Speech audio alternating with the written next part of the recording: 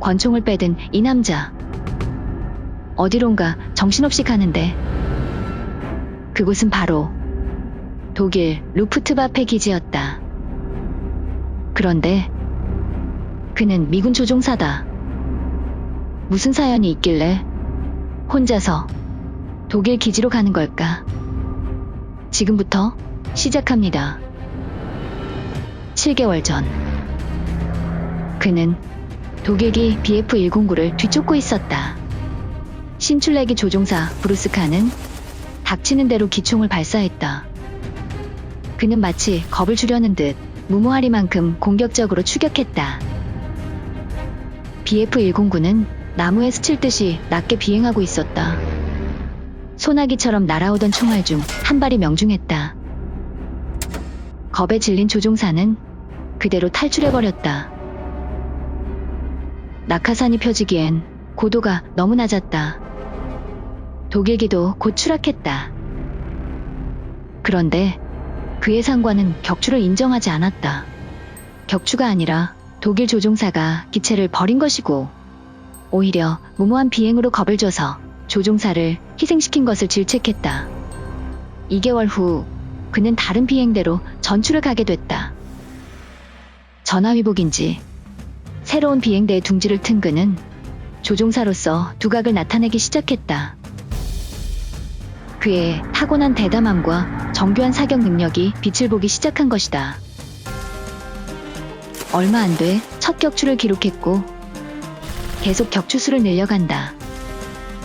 그는 적기가 보이면 수적 열세도 아랑곳 없이 저돌적으로 나섰다.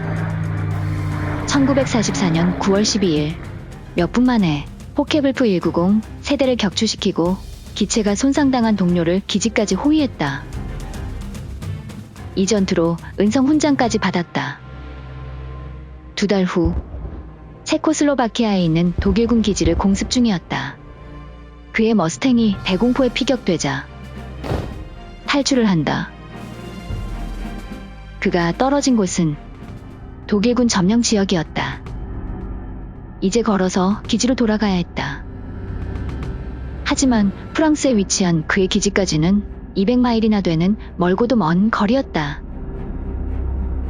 언제라도 독일군과 마주칠 수 있어서 잘 숨어 다녀야 했는데 용케도 잡히지 않고 잘 피해 다녔다. 하지만 식량도 없이 200마일이나 되는 거리를 숨어 다니는 건 쉽지 않았다. 하루하루 지나면서 추위와 배고픔에 점점 지쳐갔다.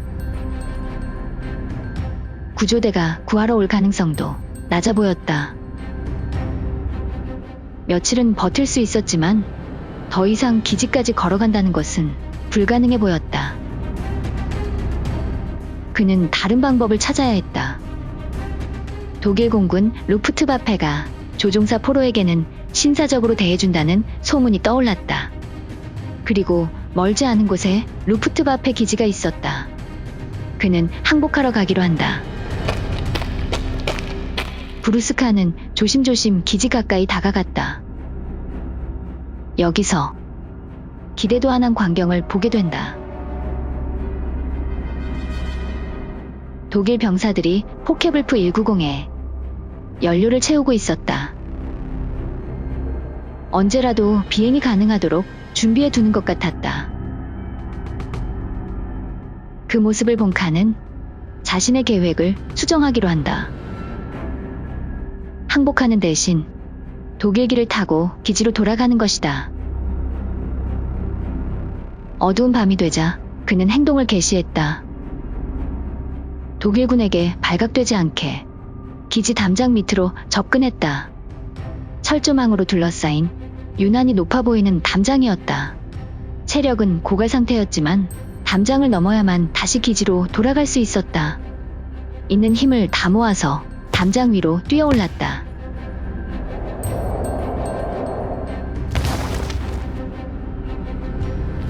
곧장 전투기를 향해 달렸다.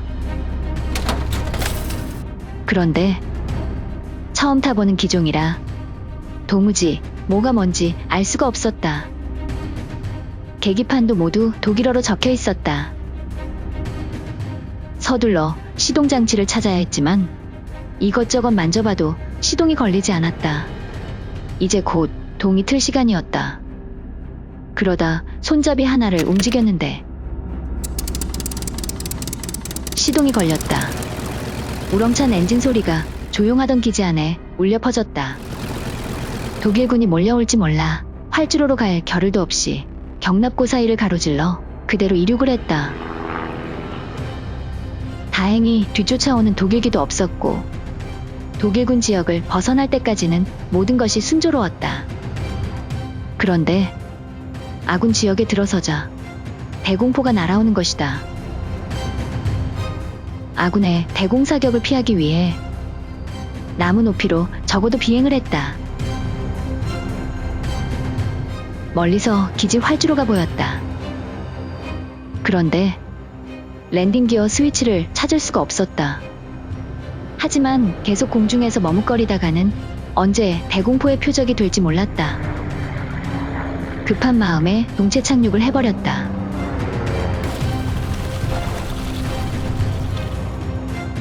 갑자기 독일기가 착륙하자 미군들은 당연히 독일군이 나타났다고 여겼다.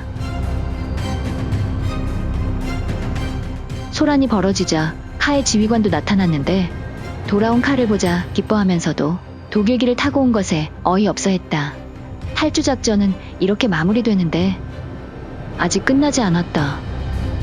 카의 진짜 영웅담은 지금부터다. 1945년 4월 2일 다른 P-51세대를 이끌고 정찰 중이던 카는 독일기를 발견한다. 독일기들은 훨씬 높은 고도에서 날고 있었고 수적으로도 압도적으로 많은 60대였다. 하지만 카는 주저없이 동료들을 이끌고 공격을 개시했다. 후방에서 기습 공격을 가하자 독일기들은 미처 대응할 틈도 없었고 영문도 모른 채 추락하기 시작했다. 수적 열세에서 치러진 60대 4의 공중전에서 독일기 15대를 격추시켰다. 그중 5대는 브루스카 혼자서 격추시킨 것이다. 그는 유럽 전장의 최후의 에이스 이너데이가 됐다. 그리고 이날 보여준 활약은 그에게 명예훈장 바로 아래 등급인 수훈 십자장을 안겨줬다. 브루스카는 2차 대전 동안 14대를 격추하며 수많은 훈장을 받았다. 그 후에는 F-86 세이버 조종사로 한국전쟁에 참전했고 월남전에도 참전 후 미 공군 대령으로 전역했다.